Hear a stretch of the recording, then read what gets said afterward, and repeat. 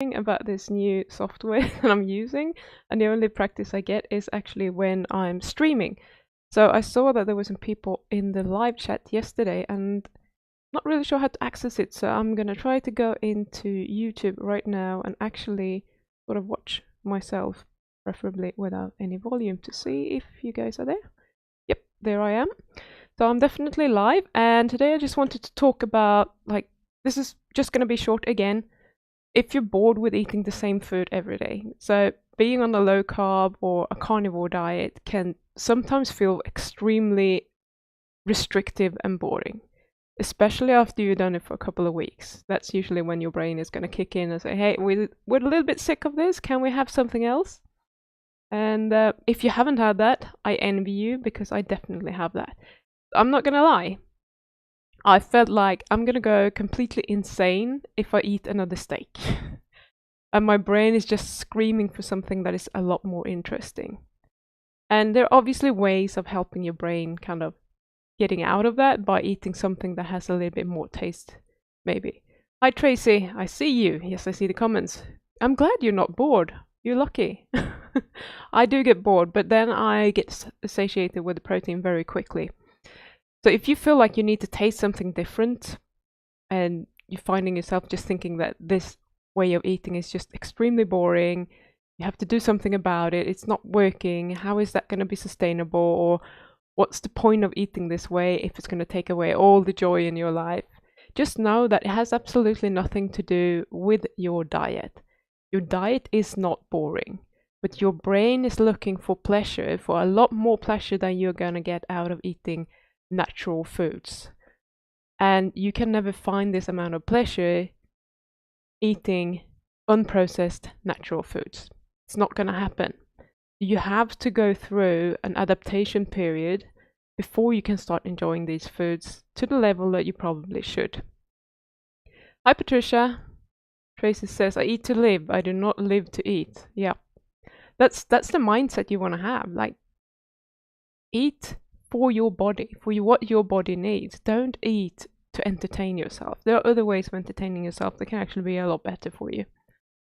So just keep in mind that it has nothing to do with your diet. So if this keeps happening to you and you literally stop eating what's best for your body because your brain is telling you that you need something more interesting, it's time for you to have a look at what's causing this and then do something about it.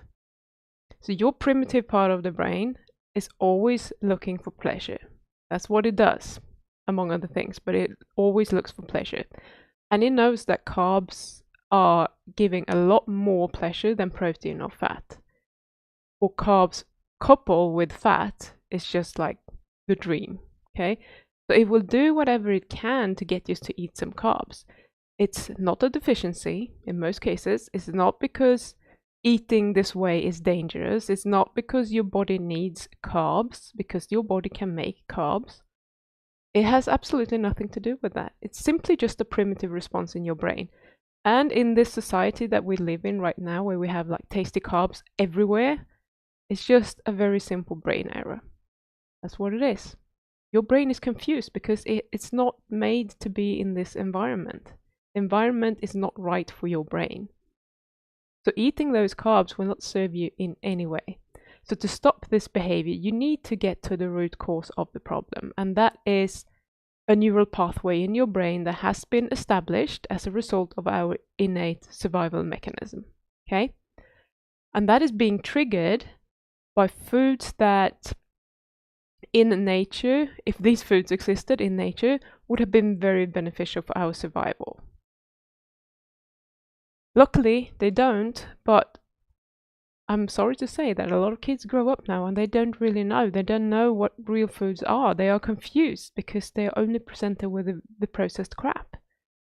So we're kind of moving away from this and not knowing that there is an alternative. And I'm hoping you're with me and trying to stop that from happening, because it's very important that we have the choice and that we know what our choices are and what the correct diet should be. Then from there, you can always choose what you want to eat. I don't care what you eat, as long as you are happy. Okay? Andrew, hi. I'm not hungry enough. Well, then I'm never hungry enough. eat delicious lamb chops and lamb roast. Oh, I can't stand that. Well, I can eat lamb roast, maybe a little bit, but yeah, lamb chops are fine. Lamb roast is just too, because it's roast, it's too cooked for me. It's dry and yucky. Lamb heart. I can't remember if I had lamb heart. I definitely had beef heart. It's fine. As I said, I think I said this yesterday, or I said it somewhere very recently. I love beef fat. I love pig fat, but I can't stand lamb fat. And dogs that move on beanbags are kind of annoying when I'm trying to stream live. I bet you heard that. There was a lot of rumbling around. I think she's settled now. So what I wanted to say is that we can actively actually choose. Like, you can make a decision, you can choose an alternative pathway to use instead of the one that you have been using for years. It has to be a conscious choice though. Just wishing that it was there is never going to help. And you can do this by just accepting that you're always going to have that need to seek out more interesting foods.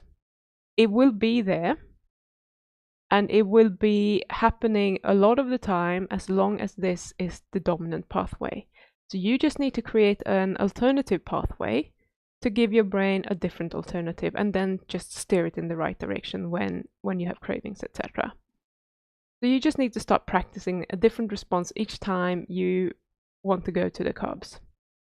And it's entirely possible. And now I have a dog that is going to puke on my carpet. Can we get out of here? Excuse me.